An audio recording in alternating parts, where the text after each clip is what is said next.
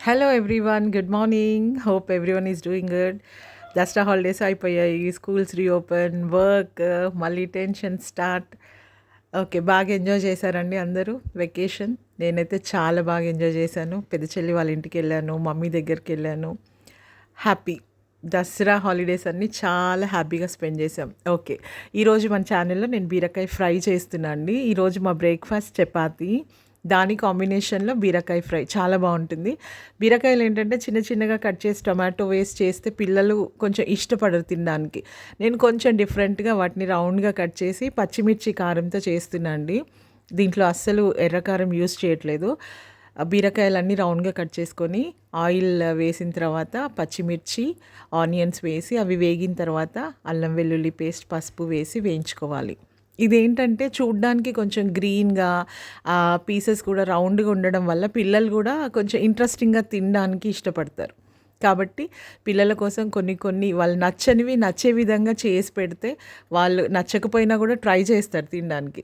And ఈ కాంబినేషన్‌లో చపాతీ ఎక్సలెంట్‌గా ఉంటుందండి. ఈ ఫ్రైతో చాలా బాగుంటుంది. ట్రై చేయండి.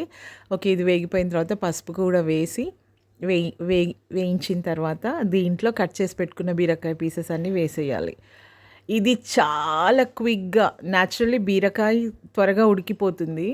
అండ్ ఇంకా మనం ఫ్రై టమాటో వేయట్లేదు కాబట్టి పెద్దగా కుక్ చేయాల్సిన పని కూడా లేదండి. 5 మినిట్స్‌లో అయిపోతుంది. హ్యాపీగా మనము బ్రేక్‌ఫాస్ట్ కోసం చేసుకోవచ్చు. రైస్‌తో కూడా బాగుంటుంది.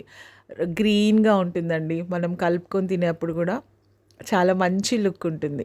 ఓకే. ఇప్పుడు ఇది బీరకాయ పీసెస్ వేసిన తర్వాత కలిపేసి ఫ్లేమ్ మీడియంలో పెట్టుకొని ఒక 5 మినిట్స్ ఉంచేస్తే అది కుక్ అయిపోతుంది. చాలా ఈజీ ప్రాసెస్ అండి. చాలా చాలా ఈజీ ప్రాసెస్ అండ్ వెరీ యమ్మీ గూడా.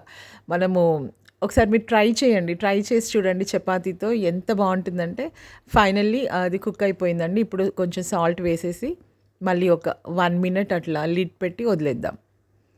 కొత్తిమీర వేయాలి ఫైనల్‌గా. బట్ నాకు ఇంట్లో ఇంకా ఊరు నుంచి వచ్చాం గదా! వెజిటబుల్స్ అవి తీసుకురాలేదు. సో, కొత్తిమీర అవైలబుల్‌గా లేదు కాబట్టి నేను వేయట్లేదు. కొత్తిమీర వేయండి ఇంకా బావుంటుంది. ఓకే. అయిపోయిందండి బీరకాయ ఫ్రై రెడీ. ఓన్లీ 5 మినిట్స్ టైంలో చాలా క్విక్‌గా, చాలా టేస్టీగా చేసుకోవచ్చు. అండ్ చపాతీ, రైస్‌తో గూడా చేసుకోవచ్చు. రైస్‌లో గూడా చాలా బావుంటుంది.